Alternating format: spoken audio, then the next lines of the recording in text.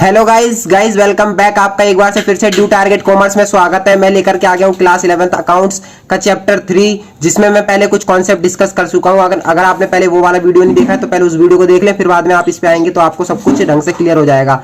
यहाँ मैं कुछ डिस्कस करूंगा कन्वेंशंस के बारे में। तो कन्वेंशंस होते क्या है, सबसे पहले मैं इसका मतलब बताऊंगा, फिर कौन कौन से होते हैं और उनमें भी क्या आता है मैं उसके बारे में बताने वाला हूँ। तो सबसे पहले देख लेते हैं कन्वेंशंस क्या होते हैं। तो चलिए वीडियो को बिना देरी किए हुए शुरू करते हैं।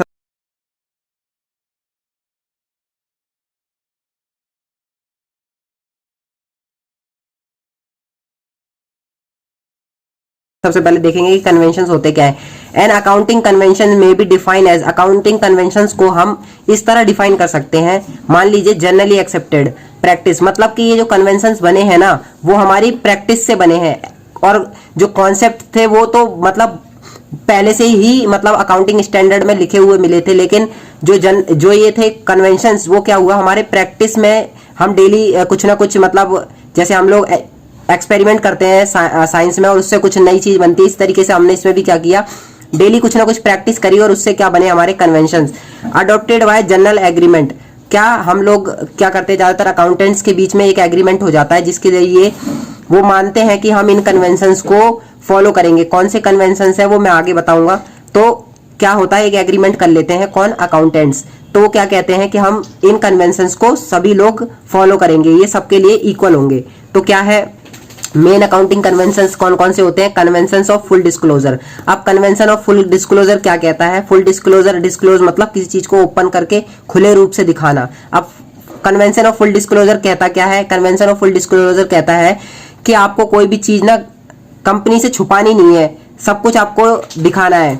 मतलब कि अब देखिए आपको मतलब ए टू जेड चीजें जो भी उसमें कन्वेंशन में लिखी होंगी वो आपको क्या होगी, सब कुछ दिखाना पड़ेगा, डिस्क्लोज करके बताना पड़ेगा। आपके जो अकाउंट जो आप बनाओगे उसकी सारी डिटेल्स आपको कंपनी को देनी होंगी, आप उसमें कुछ भी छुपाओगे नहीं। ऐसा कौन कहता है, कन्वेंशन ऑफ फुल डिस्क्लोजर। अब इसका ही एग्जेम्पशंस क्या आता है, मटेरियलिटी, मतलब कि अब ऐसा नहीं है कि आप सारी चीजें डिस्क्लोज करके तो दिखा रहे हैं, लेकिन सिर्फ वो जो कि कंपनी के जो यूजर्स हैं, कौन है यूजर्स, क्रेडिटर हो गए, डेटर्स हो गए, तो उनको दिखानी है, लेकिन सिर्फ कौन सी, रिलेवेंट चीजें। अब रिलेवेंट से क्या मतलब है, मटेरियलिटी का मतलब है जो सिर्फ काम की। अब ऐसा नहीं है आप ये भी बताने लगे कि हमारे 5 रुपए के पेन भी हैं, 10 रुपए की रबड़ भी है, कटर भी है, तो मतलब आप छोटी मोटी चीजों को इग्नोर करेंगे।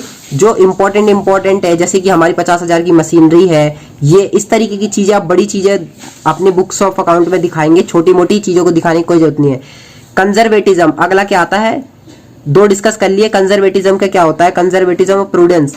कंजर्वेटिज्म और प्रूडेंस को हम इस तरह समझ सकते हैं कि ये एक पॉलिसी है, कैसी पॉलिसी, प्लेइंग सेफ, मतलब सावधानी से खेलने की एक पॉलिसी है। आप जब पेपर दे के आते हैं तो आप घर पे आके ये देखते हैं कि आपके इतने मार्क्स कट जाएंगे तो इतने तो जरूर ही आ जाएंगे।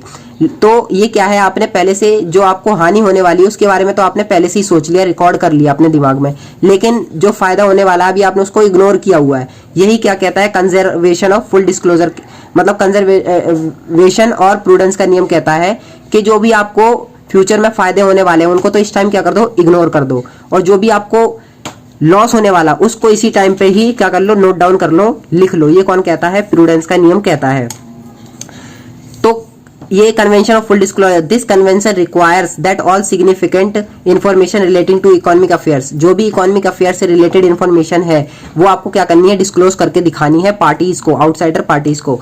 और इसी में ही क्या करना है आपको, एक और आ जाता है कंटिंजेंट लायबिलिटी। कंटिंजेंट लायबिलिटी क्या होता है, ऐसी लायबिलिटी जो लायबिलिटी अभी हुई नहीं है, फ्यूचर में हो सकती है। मान लीजिए आपके ऊपर क्रेडिटर ने आपके केस किया हुआ है कि आपने उनके 20,000 रुपए नहीं दिए, जब आप कह रहे हैं कि आपने दे दिए, लेकिन हो सकता है अभी आप पे केस चल रहा है और वो अभी आपकी लायबिलिटी है नहीं, लेकिन अगर वो केस साबित हो गया कि आपने नहीं दिए तो आपको वो देने पड़ सकते हैं फ्यूचर में। तो इसीलिए इस लायबिलिटी को क्या कहते हैं, कंटिंजेंट लायबिलिटी। अब लायबिलिटी क्या होती है, लायबिलिटी का मतलब होता है आपके ऊपर भार, कि आपने कोई चीज अभी पे नहीं करी है और अभी आपको उसका पे करना है। मान लीजिए आपने मशीनरी 50,000 की खरीदी और आपने उसका पैसा नहीं दिया, तो अभी आपको देना है, तो आपके लिए क्या है, लायबिलिटी है। आपने गुड्स खरीदे और उसका पैसा देना है, तो वो क्या है, आपके लिए लायबिलिटी है। तो जब आप उसको दे देंगे तो आपकी लायबिलिटी खत्म हो जाती है। मान लीजिए अगर आप उसमें से 50 में से आपने 20 दे दिए, तो अभी 30 के लिए भी अभी आप लायबल हैं, आपको वो पे बैक करना है। तो ये ये किस में आ जाता है, कंटिंजेंट लाइबिलिटी में। अब convention of materiality, according to this convention item having insignificant effect, जिनका कोई इफेक्ट नहीं पड़ने वाला, मतलब आप उसे दिखाओगे तो कोई इफेक्ट नहीं पड़ने वाला, तो उनको दिखाने की जरूरत नहीं है बुक्स में। और बीइंग इररिलेवेंट, जो कि इररिलेवेंट है, उनकी कोई नीड ही नहीं है आपको बताने की, तो to the user need not to be disclose, वो चीज आपको बताने की कोई जरूरत ही नहीं है।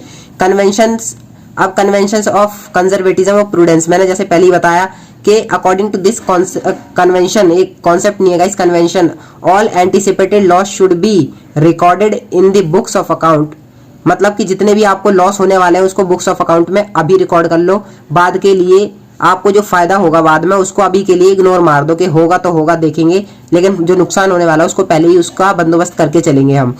तो ये होता है convention of full disclosure. I hope guys आपको वीडियो में सब कुछ समझ आ गया होगा, और अगर आपको ये वीडियो पसंद आई है तो प्लीज इस वीडियो को लाइक जरूर कर दें और अपने फ्रेंड के साथ शेयर करना बिल्कुल भी ना भूलें, ताकि वो भी इस तरह की वीडियोस के जरिए आसानी से सब कुछ समझ सके, और उनको पढ़ने में अगर आप हेल्प करेंगे तो आपका भी अच्छा होगा और उनका भी अच्छा होगा।